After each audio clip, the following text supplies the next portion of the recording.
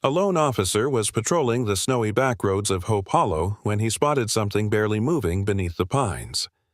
A figure thin, shaking, one eye swollen shut, tied to a fence post. Not a threat, a German shepherd.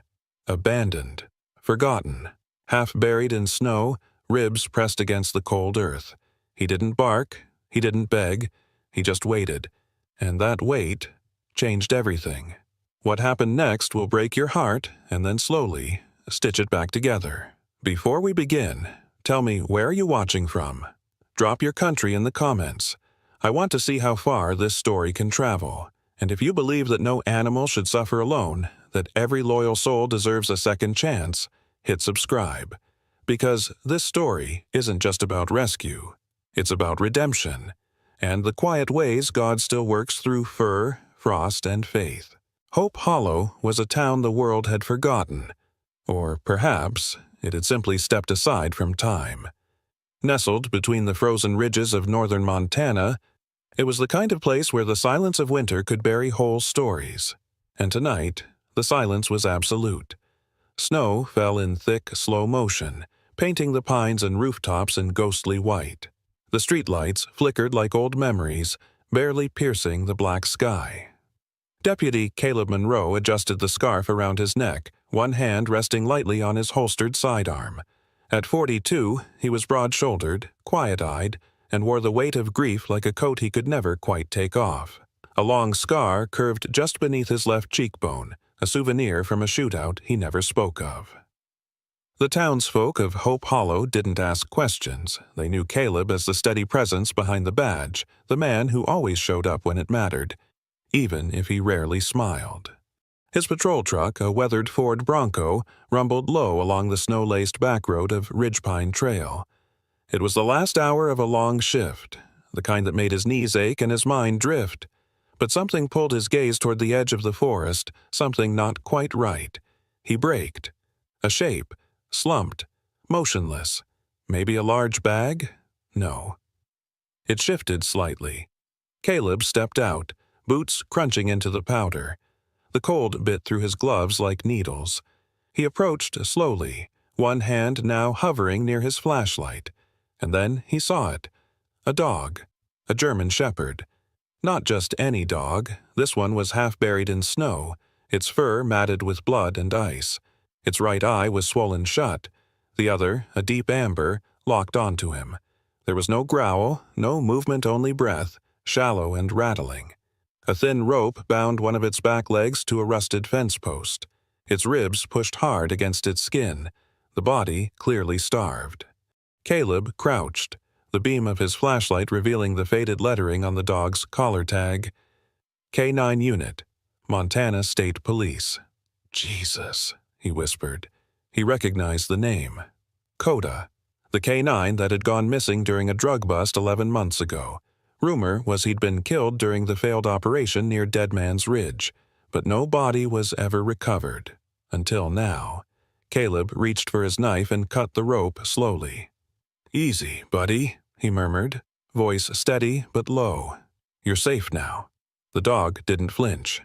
Only when the rope fell away did Coda shift, trying to stand but collapsing again. Caleb scooped him up, surprised by how light he felt. Back in the truck, with the heater blasting and Coda lying across an emergency blanket on the back seat, Caleb radioed in.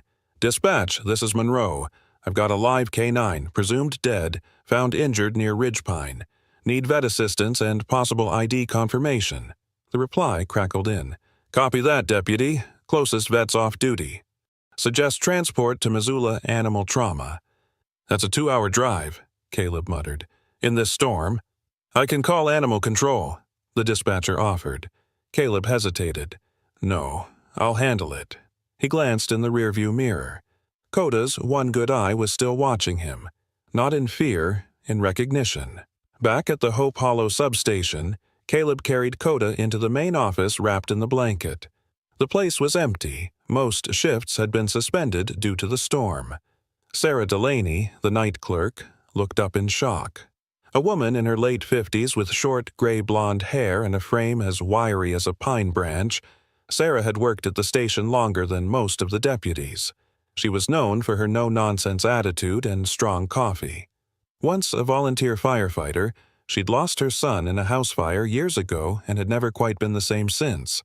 She had since grown fiercely protective of any life that wandered through her door. "My lord, is that?" she said. "Yeah, it's Coda." Sarah knelt beside the dog, running her fingers gently over his fur. "Someone left him to die." "I think someone made sure of it," Caleb said quietly. Sarah straightened.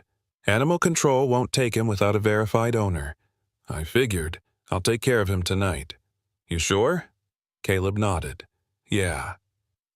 That night, Coda lay in front of Caleb's wood-burning stove, wrapped in quilts and warmed by the glow of firelight.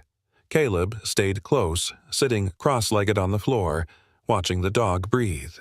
The storm outside pounded against the windows, and just as Caleb began to drift into a light doze, Coda's body tensed.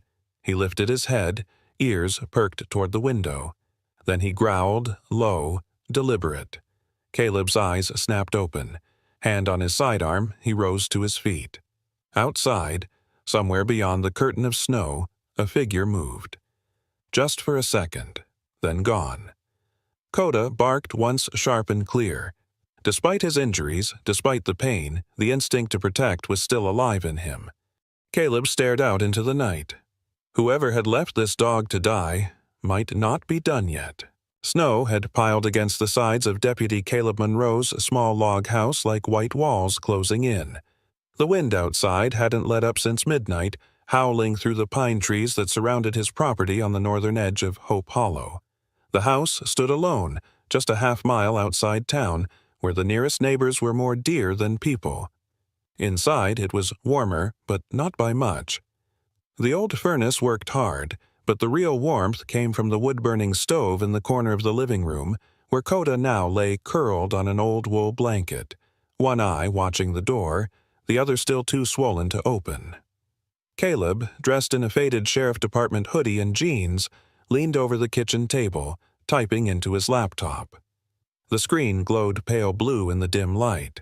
He hadn't slept much, not after the way Coda had reacted last night, growling low and focused at the dark beyond the window. Caleb had stepped outside, flashlight in hand, but found nothing. No tracks, no signs. Just wind and snow. Still, he knew that dogs didn't bark at nothing, especially not one like Coda. Now, he was writing the incident report for dispatch, though every word felt like a stone in his gut.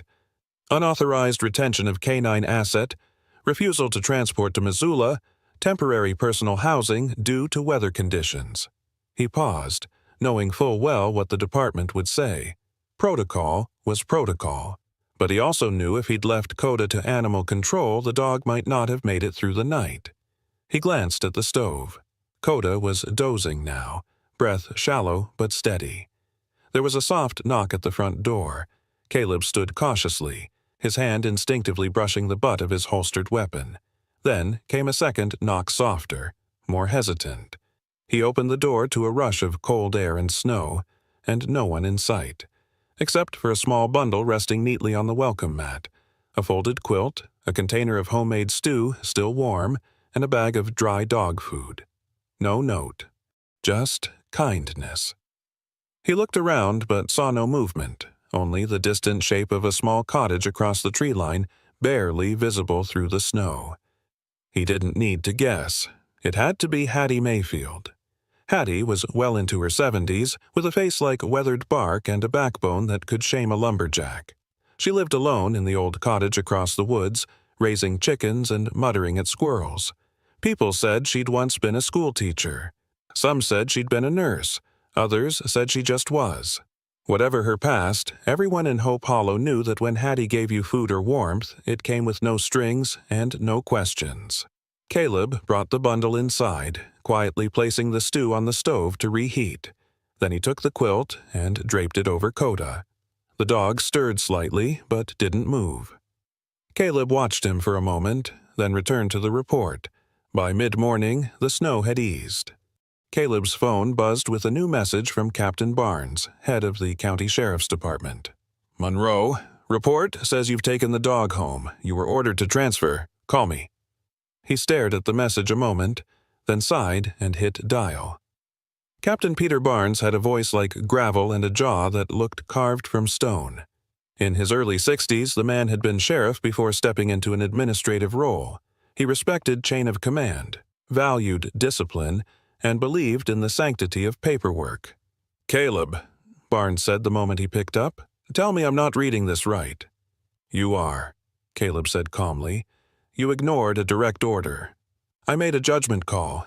Coda was barely breathing. The nearest animal trauma center's 2 hours away, and we had a blizzard coming in.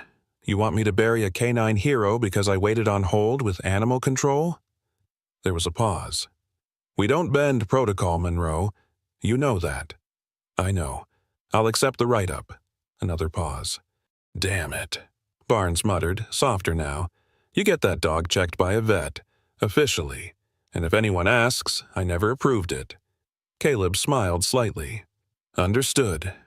When the call ended, Caleb closed his laptop and stood to make some coffee.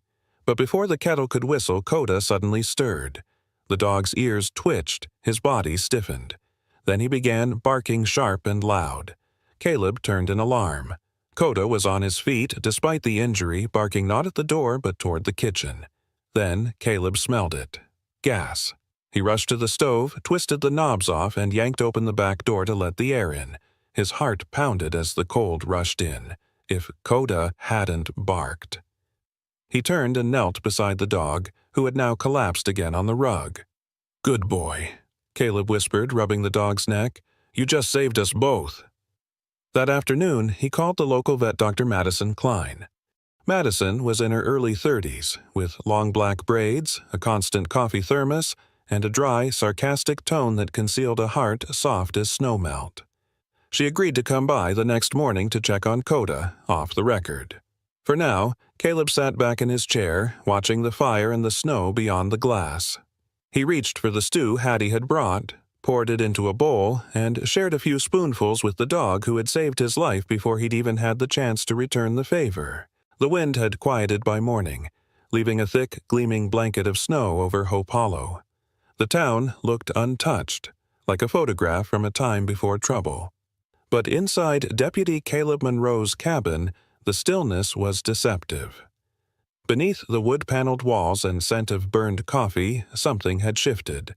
Coda was awake and standing barely. The swelling in his eye had reduced, revealing the deep amber hue that looked both tired and unshakably alert. His hind leg, once limp and useless, now bore weight for a second or two at a time. It was early, and the sun was still low, casting orange light across the frost-lined windows. Caleb sat nearby, tying his boots, his eyes occasionally drifting to the dog. "You're a stubborn one," he muttered, half smiling. Coda blinked slowly, then stretched, wincing, but making no sound. At 9:00 a.m., a dusty gray Subaru pulled into Caleb's driveway, tires crunching over the frozen gravel. Out stepped Dr. Madison Klein, the town's unofficial vet and very official voice of reason. She was tall, lean, and wore a long canvas coat dusted with fur from every animal in town. Her face was pale from winter, but bright with purpose, and her dark braids were tied behind her in a practical knot. "You're lucky I had a cancellation," she said, stepping into the cabin and shaking the snow from her boots. "And that I like dogs more than people?" "I didn't call for your company," Caleb replied. "Just your license." Madison snorted. "Still charming, I see." She knelt beside Coda, pulling out a penlight and beginning her exam. Her voice softened as she moved her hands gently along the dog's side. "He's older than I thought, maybe 7 or 8. Definitely canine trained. That level of discipline doesn't just happen. His tag says Montana State Police." Madison paused. "You think he's that Coda? The one from the bust near Dead Man's Ridge?" Caleb nodded. "I'm sure of it." She frowned. "He's been through hell. Look at this scarring wire cuts on his back legs, likely from restraints. And this." She pointed to small patches of fur missing near his ribs. "Burn marks. Somebody did this on purpose." Coda didn't growl, didn't flinch. He only looked toward Caleb again, as if he knew something the humans didn't. Madison continued. "He'll need protein, rest, and warmth. I'll leave you a few shots for infection. and come back in a few days to check progress. But Monroe? Yeah? This dog didn't just escape, he was dumped. Someone wanted him to disappear. Caleb didn't reply. He already knew.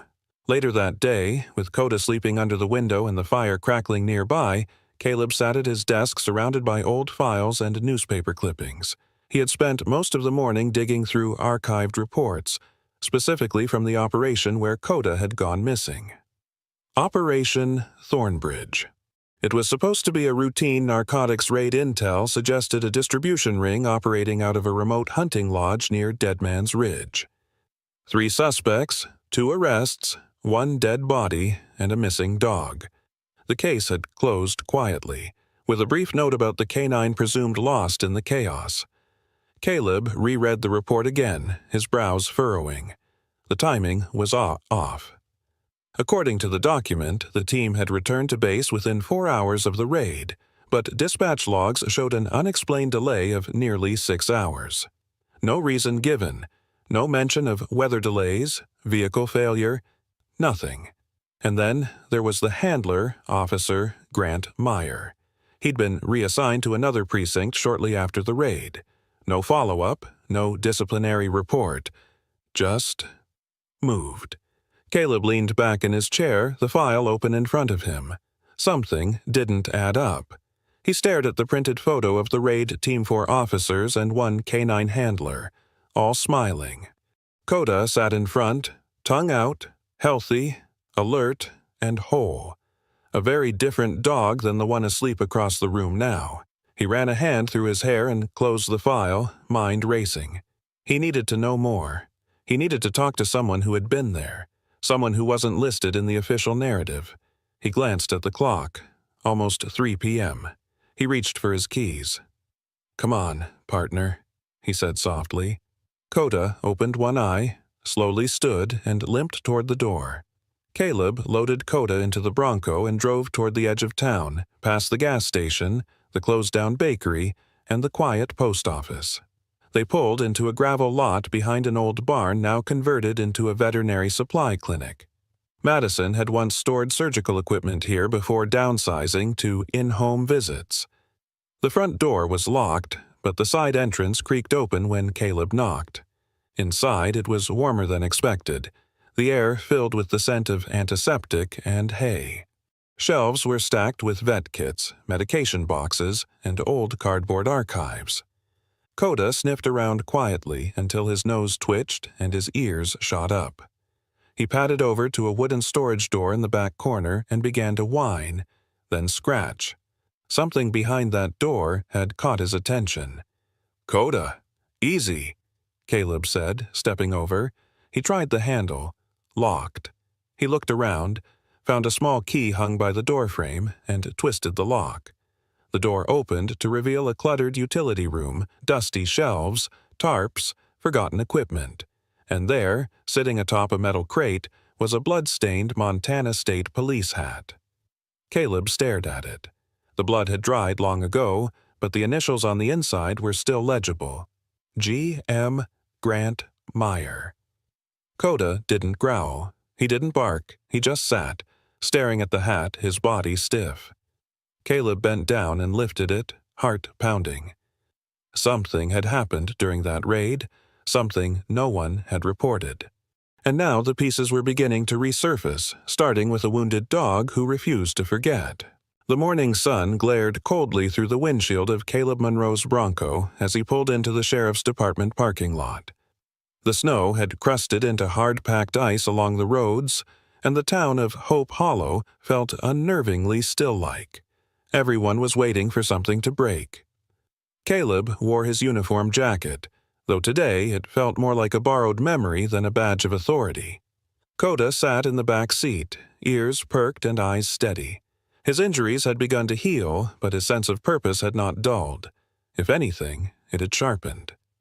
Inside the station, Sarah Delaney stood behind the front desk sorting files into neat stacks. Her steel-gray hair was pinned back as usual, and she wore her thick glasses low on her nose. Her blouse was tucked into wool slacks, and over it all she wore a heavy cardigan that looked handmade. She raised her head when Caleb entered. They're waiting in the briefing room, she said without expression. You want coffee? Caleb nodded. Might be the last one I have in uniform. Sarah poured him a cup and slid it across the counter. They can take your badge, Monroe. They can't take your spine. Caleb gave her a faint smile, took the coffee, and headed down the hall. Inside the room, Captain Barnes stood with arms crossed, flanked by two unfamiliar men in plain black coats, internal affairs. One was tall and reed-thin, with sharp cheekbones and a scar that bisected his brow. The other, shorter and stockier, had eyes that barely blinked. They didn't introduce themselves. "Deputy Monroe," Barnes said. "Please surrender your firearm and badge for the duration of the investigation." Without a word, Caleb set them on the table. He was calm. He had seen this coming. "You are being suspended pending review of insubordination and unauthorized sheltering of departmental property. Additionally, your recent activity involving restricted case files has raised concern." "You mean the case where one of our canines was tortured and dumped?" Caleb replied, voice even. Barnes looked pained. The two agents said nothing. Caleb turned and left, every step echoing like judgment behind him. Later that day, Caleb returned home with Coda.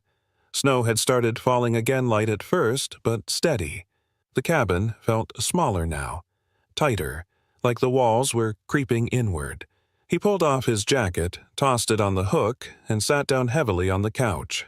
Coda paced near the window, tail low but alert. Then, without warning, the dog whined and scratched at the door. "You want out?" Coda barked once urgent. Caleb grabbed his coat and followed. Coda trotted ahead through the snow, limping but fast, veering off the path toward the woods behind Caleb's property. Caleb followed in silence, boots crunching through crusted drifts. After nearly 10 minutes, they reached an overgrown clearing near an abandoned construction site. Concrete slabs, rusted beams, and a sagging chain-link fence. Coda stopped, nose twitching, then began to dig furiously near a half-buried boulder. Caleb knelt beside him, brushing snow aside with gloved hands. That's when he saw it. A metal badge, small, round, stained. Not just any badge, but a canine handler's identification tag, tarnished and bent. Beside it, buried deeper, a broken length of chain smeared with something dark. Dried blood.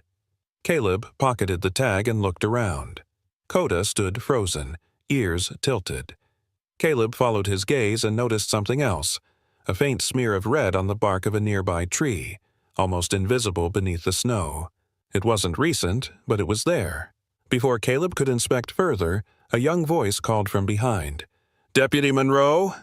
He turned. A boy stood at the edge of the clearing, bundled in a red puffer coat too big for his frame, snow boots clumsily tied.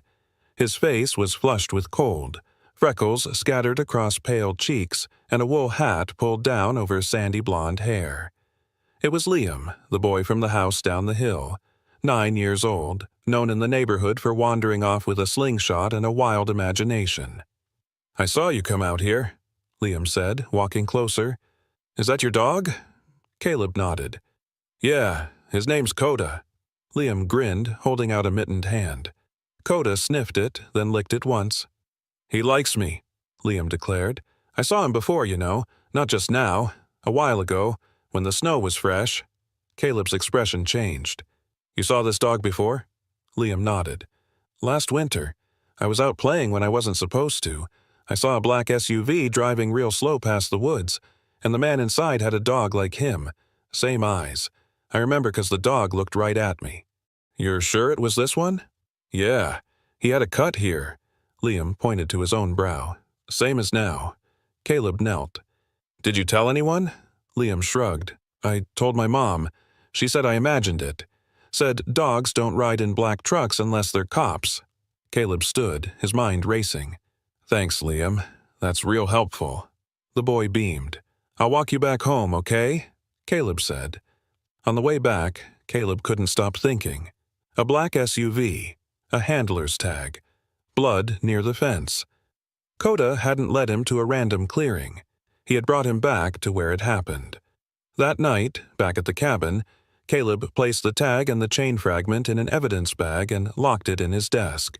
Coda curled up near the stove, visibly more relaxed now, as if the act of returning had lessened a burden he'd carried in silence for too long. A dog couldn't speak, but Coda had said enough. The snow had stopped falling by dawn, but the clouds still hung low over Hope Hollow as if the sky was holding its breath. Caleb Monroe stood in front of the wood-burning stove, hands wrapped around a mug of reheated coffee. Coda lay nearby, chewing slowly on a piece of jerky, eyes never fully leaving the door. There was a new tension in the cabin, something in the way Coda paced, sniffed, barked at nothing. He was remembering something. Caleb could feel it. Across town, the sheriff's department moved at half speed under the weight of paperwork and politics. Though Caleb had been suspended, he still had access to public-facing systems. From his laptop, patched into the station's network through a connection Sarah had quietly helped maintain, he continued digging into personnel files, dispatch records, anything tied to Operation Thornbridge. Then he saw the name again, Lieutenant Alan Prescott. Prescott had led the narcotics task force during the Thornbridge raid. Mid-50s, trim build, always perfectly pressed in uniform. He had the look of a man who ironed his socks and trimmed his lawn with a ruler. Caleb remembered Prescott from a few department-wide events, always polite, distant, and impossibly by the book. But there was something about his transfer timeline that didn't sit right. Prescott had requested reassignment out of state just 2 weeks after the Thornbridge operation, citing family health concerns. Yet records showed he remained in Montana working out of a special enforcement unit based in Bozeman. Low profile, high clearance, very little oversight. As Caleb stared at the screen, Coda suddenly stood. His ears were up, muscles tense. Caleb followed the dog's gaze to the front window. A dark SUV had pulled into the driveway. The man who stepped out was tall, broad-shouldered, wearing a gray wool coat over a Navy uniform. His hair was silver at the temples, eyes hidden behind dark aviators. Even in the snow, his shoes gleamed. Prescott. Caleb stepped outside, leaving the door cracked just enough for Coda to follow. The cold hit his face like a slap, but his mind was sharper than ever. "Deputy Monroe," Prescott called out, voice smooth and firm. "You're not easy to find." Caleb walked down the porch steps slowly. "I'm suspended. Didn't think anyone was looking." Prescott smiled, but there was no warmth. "I heard about the dog. Thought I'd stop by, pay respects. Canines are part of the family." Coda growled low behind Caleb's legs. Prescott's gaze shifted. "Is that him?" "You tell me," Caleb said. Coda moved to the side, his posture rigid, ears flat. He began barking loud and aggressive.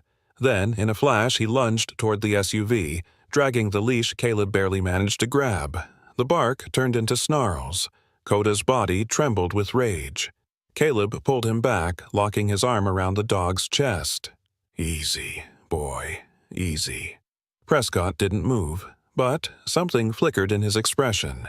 Not fear, recognition. "He's not well," he said quietly. "Dogs can be unpredictable after trauma. I'd say he remembers exactly what he's doing." Prescott tilted his head. "Be careful what you accuse people of, Monroe, especially with no badge." "I'm not accusing," Caleb replied. "Yet." Prescott nodded once, turned, and got into his SUV. As it backed out of the drive, Coda's barking faded, but the tension remained in his stance. That evening, Caleb visited Hattie Mayfield, bundled in a wool coat and carrying a thermos of stew. Her home, a squat cabin tucked beneath a cluster of frozen trees, smelled of cloves, old books, and orange peel. Hattie, in her 70s, wore a long flannel dress, 2 scarves, and socks that didn't match. Her face was lined with stories she rarely told. She opened the door before he knocked. "I saw your truck. Figured you'd come." Caleb handed her the thermos. "You told Sarah you saw something last year, about Coda." Hattie took the stew and motioned for him to sit. "It was late, maybe February. Snow was heavy. I was putting out scraps for the raccoons when I heard whining sharp and scared. Then a vehicle pulled up near the edge of the woods. Police SUV. Lights off. 2 men got out. One of them had a limp." Could you see their faces? Hattie shook her head. Not clearly, but I saw the dog. It was Coda. He was bleeding. They dragged him into the back like he was trash. Why didn't you tell anyone? I did, she said. Told the dispatcher. They said it was a training exercise. I told myself maybe it was, but I knew. I knew something was wrong. Caleb clenched his jaw. And the SUV? Marked. Logo on the side. Plate was covered in snow, but the driver wore stripes. Prescott was a lieutenant. 3 stripes. Back at home, Caleb jotted everything down. Hattie's account, the handler's tag, the blood at the site, Liam's testimony, and now Coda's reaction. Still, nothing was concrete. Nothing admissible. But something had snapped in Coda the moment Prescott appeared. That night, as the wind returned and snow began to fall again, Caleb sat by the fire, the laptop open, a blank file waiting. He named it Prescott. Unofficial notes.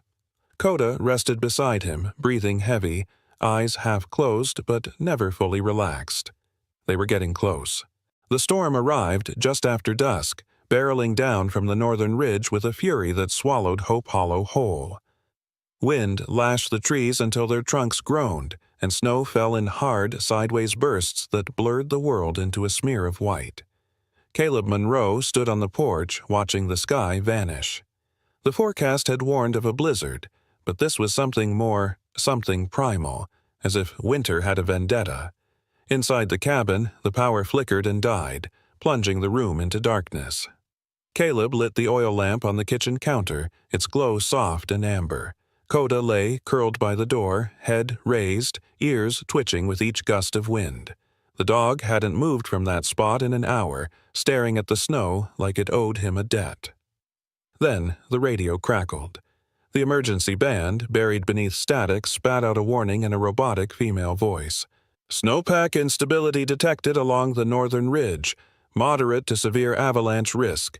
Residents advised to remain indoors. Caleb clicked it off. His thoughts weren't on the ridge. They were on the house, just down the slope, where a certain boy should have been finishing dinner with his mother.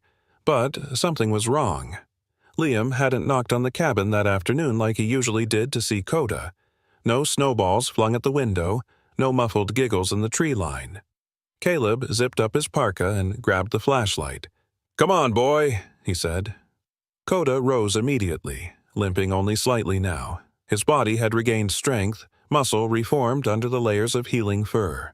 More than a month since they'd met, he was no longer just a dog, he was a partner. They stepped into the storm, swallowed by snow. The cold slammed into Caleb's face like a wall, and Coda's ears flattened. Still, they pushed forward, wind clawing at them.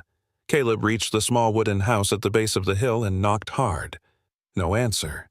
He knocked again. Still nothing. He reached for the doorknob. It was unlocked.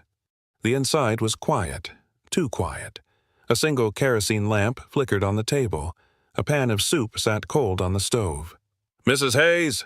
Caleb called. A woman emerged from the hallway, wrapped in a robe, face pale with panic.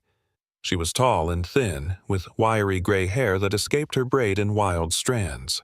Her name was Marilyn Hayes, a widow who worked part-time at the library. Life had turned her quiet, almost translucent. "Liam's not here," she said before he could ask. "He went out before the storm hit. Said he was just checking something in the woods. That was hours ago. I thought he'd be back." Caleb felt his stomach drop. He turned and ran. Outside, visibility had dropped to nearly nothing. He pulled the scarf over his mouth and whistled once. Coda bolted forward, nose to the ground, sniffing furiously. They passed the edge of the property, into the trees, snow piling higher with every step. "Coda! Find him!" Caleb shouted. "Find Liam!" The wind swallowed his voice. Coda moved like a ghost, weaving through drifts, stopping, sniffing again, turning. Caleb followed blindly, heart thudding. Minutes passed, maybe hours, it was impossible to tell. The snow was everywhere, white on white on white. Then Coda stopped. He barked, loud, sharp, insistent. Caleb pushed toward him, stumbling through a drift that reached his thighs. Coda was pawing frantically at a mound beneath a crooked pine. Caleb dropped to his knees and dug. The snow was hard-packed and deep, frozen solid in places. But Caleb kept going, hands numb, breath coming in gasps. He hit something soft, a sleeve. He dug faster, pulling snow away from a small body curled beneath the tree roots. Liam, limp and blue around the lips, eyes barely open. Caleb scooped him up, stripped off his coat and wrapped it around the boy. "Hey, buddy, stay with me." But Liam didn't respond. Then Coda did something Caleb didn't expect. The dog lay down against the boy, his body pressing into Liam's side. He whined, then rested his head across the boy's chest, shielding him from the cold with his own warmth. Caleb dug out his emergency blanket from the pack and covered them both. He pulled out the flare from his belt and cracked it. Its red light blazed through the storm. Minutes later, help arrived. A snowmobile from the volunteer search team cut through the trees, headlights flickering through the haze. 2 men jumped off Derek Stoll, a local mechanic with a round face and a louder laugh, and Officer Jen Keller, the only female deputy on the force, her red braid a whip of fire beneath her beanie. They worked quickly, wrapping Liam in heated packs, loading him onto the sled. Coda refused to leave his side until the boy was warm, and only then did the dog collapse beside Caleb in the snow. Back at the cabin that night, Liam's survival was confirmed over the radio. Mild hypothermia, no frostbite. He would recover. Caleb sat by the fire, bandaging Coda's raw paws. The dog had run through ice and pain without pause. He hadn't just found Liam. He had kept him alive. "You did good," Caleb whispered. "Better than most men would have." Coda thumped his tail once against the floor. Outside, the storm passed on into the mountains, but inside something far stronger remained. Loyalty forged not by command, but by choice. The storm had passed, but the stillness it left behind was heavier than snow. It wrapped around Hope Hollow like mourning cloth. The town's main street, lined with frost-draped trees and shuttered windows, looked more like a painting than a place people lived in. But the silence wasn't peace. It was the hush before a reckoning. At the sheriff's department, Caleb Monroe sat handcuffed in a chair that creaked every time he shifted. His parka was still wet from the rescue, melting slowly into a puddle on the tile floor. The room was small, the walls pale green, and the heater buzzed faintly in the corner. His face was unreadable, jaw clenched tight, eyes fixed on the linoleum. Opposite him sat Deputy Weller, a young officer in his late 20s with sandy brown hair slicked back and nerves far too visible for the role. Weller had always been decent book-smart, soft-spoken, and unsure of his own authority. Now he kept his gaze low as he read through the disciplinary form. "I'm sorry, Monroe. Protocol says you weren't cleared to act during suspension, and transporting a Department K-9 without authorization. I wasn't going to leave a kid to freeze to death," Caleb replied, "and that K-9 saved his life."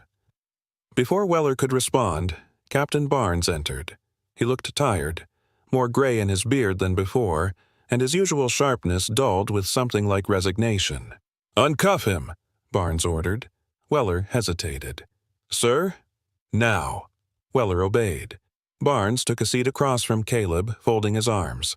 "You disobeyed direct orders, you ignored a suspension, and you brought a potentially unstable dog into a rescue operation." Caleb didn't blink. "Would you like me to list how many lives that unstable dog has saved in the last 2 weeks?" "I know what happened," Barnes said, voice low. "I also know we're not the only ones who do." He dropped a tablet onto the table. A paused video showed a snow-covered clearing. Liam's small body barely visible under the white, and beside him, a figure digging frantically. And next to that, one dog, barking, pawing, refusing to move. "Where did this come from?" Caleb asked. "A wildlife camera? One of those private land surveillance setups? A hiker shared it online. It's already been picked up by 3 local stations. You and Coda are trending in 4 counties. Caleb leaned forward. "That's what justice looks like." Barnes nodded slowly. "That's not all." He turned to Weller. "Bring her in." The door opened, and Dr. Helen Jarvis stepped in. a representative from the Montana K-9 Behavioral Board. Mid-40s, compact build, dark eyes that missed nothing. Her hair was tied in a severe bun, and she walked with military precision. She wore a black coat and carried a leather briefcase that looked like it had been through war. "I've conducted my initial assessment," she said, setting the case on the table. "The dog Coda responds well to commands, demonstrates no signs of unprovoked aggression, and displays above-average emotional intelligence for a working German Shepherd." Barnes arched a brow. "So, he's not dangerous?" "No more than any other under trauma. In fact, I'd argue he's one of the most grounded animals I've evaluated in years." "Then why is he in a cage right now?" Caleb asked coldly. Jarvis gave him a long look. "Because people are scared of what they don't understand. But that's changing." The town, it turned out, had not taken the news of Caleb's detainment and Coda's seizure quietly. Flyers had gone up in shop windows. Parents called the local news. Kids at the elementary school made posters with crayon writing, "Coda is a hero."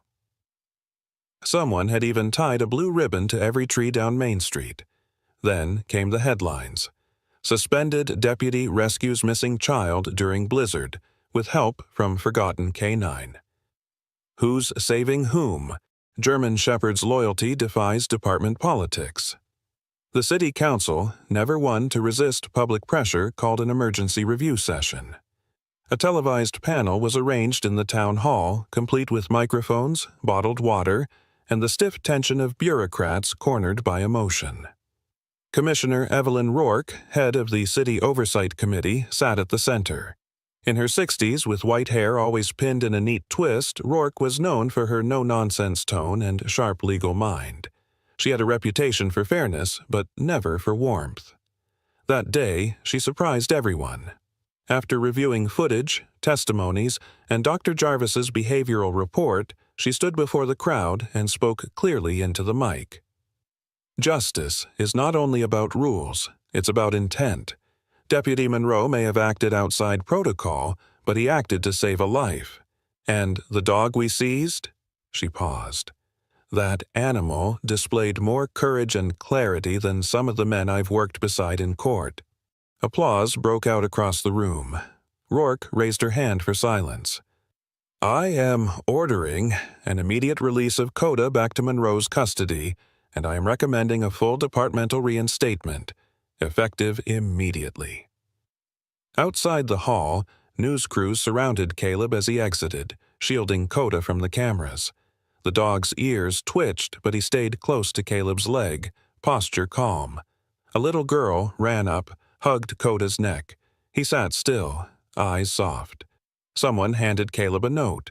It was written in a child's handwriting. "Thank you for not giving up. We needed someone brave." That night, back at the cabin, Coda curled into his spot near the fire. Caleb hung up his uniform again for real this time. A new badge sat on the table, freshly engraved. But what stayed with him most wasn't the noise of the cameras or the noise of applause. It was Coda's eyes, silent, steady, loyal. Justice didn't bark. Justice watched, and it never forgot. Spring crept into Hope Hollow slowly, like a secret the earth was just beginning to share. The last patches of snow retreated to the shadows beneath pine trees, and the wind no longer howled. It hummed, soft and warming.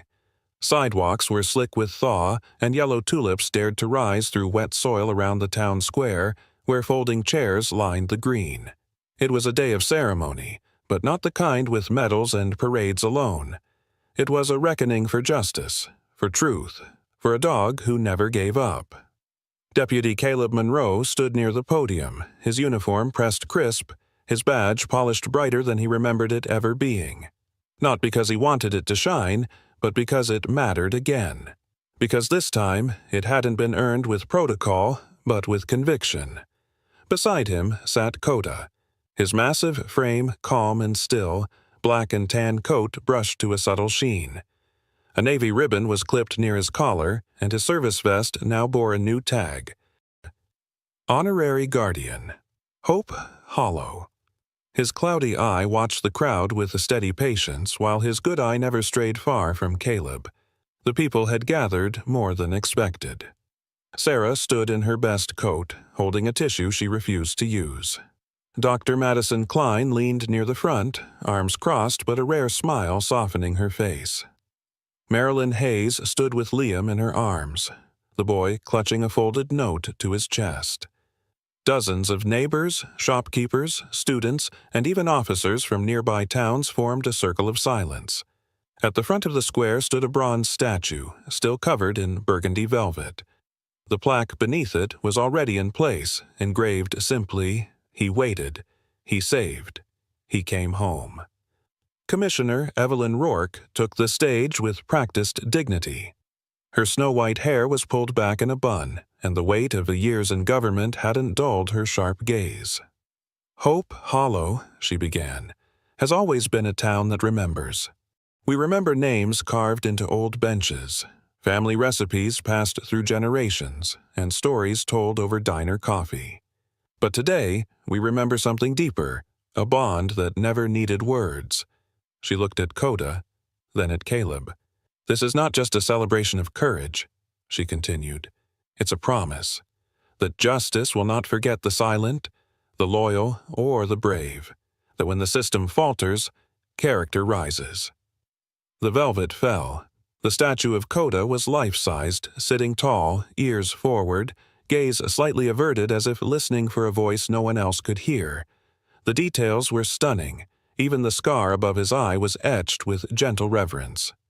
As the crowd gasped softly, the sound system began to play Amazing Grace, carried only by a lone trumpet. Without cue, Coda stood, and as the music swelled he bowed his head. Not because anyone asked, not because of command, but because something in him remembered. The silence of snow, the voice of a boy trapped beneath it. The duty that had never left him. One by one, the townspeople began to clap, slowly, softly, not like a cheer but like a heartbeat, a rhythm of respect. When the song ended, there were tears. Not just from Marilyn Hayes or little Liam, but from men in uniform, from women who'd watched it unfold, from kids who now knew what real strength looked like. After the ceremony, Caleb knelt by the base of the statue. The engraved plaque caught the sunlight like a mirror reflecting something back at him, not his face, but something older, something earned. A tap came to his shoulder. Liam. He held out the folded letter, small fingers clutching it like it was sacred. Caleb opened it. "I don't know if you're a hero, but Coda knows, and I believe him." Liam. Caleb smiled, a real one, the kind that doesn't fade with weather. That night, back at the cabin, the fire cracked softly. Coda lay curled on the rug, his tail thumping once as Caleb poured 2 cups of tea, one for drinking, one to cool for sharing. The medal from the ceremony rested on the mantel, next to the black K9 tag they had dug from the snow weeks before. But most important of all, the drawer of the desk was empty. Because a week earlier, Caleb had handed over everything. Every photograph, every chain fragment, every recorded statement, packed, labeled, and delivered to the State Special Investigations Unit in Helena. No press, no parade, just truth passed hand to hand. And it worked. That morning, hours before the ceremony, a headline made its quiet rounds. Former Lieutenant Alan Prescott arrested, charged with obstruction, cruelty to service animals, and tampering with evidence. No cameras, no statements, just a man who thought the silence of snow would keep his secrets, now buried beneath louder truths. Caleb looked down at Coda, who blinked up at him and then turned his head to the fire. "You did it, partner," Caleb whispered. "Not with your teeth, not even with your bark, but with your memory, with your heart." Coda thumped his tail once. Outside, the last bit of snow slipped from the roof, and inside there was peace. Sometimes, miracles don't come wrapped in thunder or light. Sometimes they come quietly on 4 tired paws in a storm, with a single heartbeat that refuses to give up. Coda didn't speak. He didn't ask for justice. But through pain, through betrayal, and through snow so deep it could have buried him forever, he waited, and in that waiting, God worked. This story is not just about a dog and a deputy. It's about the divine strength found in loyalty, the courage to do what's right even when no one's watching, and the power of truth to rise, no matter how long it's been buried. In life, we all face moments where it's easier to stay silent, to walk away, or to follow the rules even when they're wrong.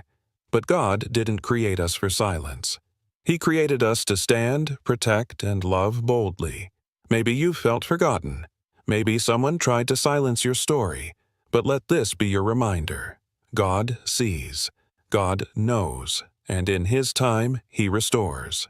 If this story touched your heart, please like, comment, and subscribe to the channel. Share it with someone who needs a reminder that no act of love goes unnoticed, and that justice, when guided by faith, always finds its way.